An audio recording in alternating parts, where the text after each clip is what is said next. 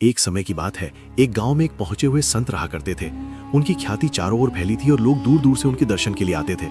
उसी गांव में एक धनी जमींदार था जिसे अपनी शक्ति और धन पर बहुत अहंकार था।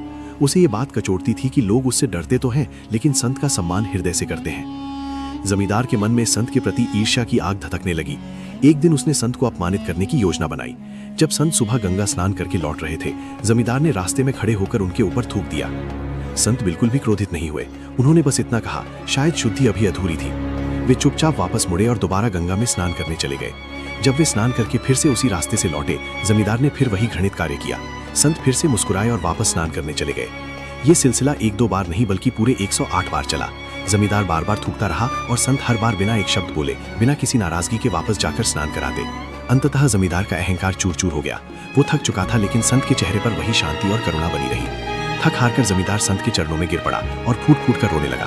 उसने कांपती आवाज में पूछा, महाराज, मैंने आपका इतना अपमान किया, फिर भी आपने मुझ पर क्रोध क्यों नहीं किया?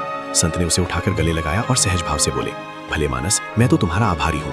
तुम्हारी वजह से आज मुझे एक ही दिन में 108 बार माँ गंगा की गोद में स्नान करने का सौभाग्य प्राप्त हुआ। तुमने मुझे दंड नहीं बल्कि पुण्य का मार्ग दिया। जमींदार की आंखों से पर्दे गिर गए। जिस ईर्ष्या ने उसके मन को जला रखा था, वो संत की क्षमा से शांत हो गई। वो समझ गया कि असली शक्ति क्रोध में नहीं बल्कि उस धैर्य में है जो पत्थर जैसे हृदय को भी पिघला दे।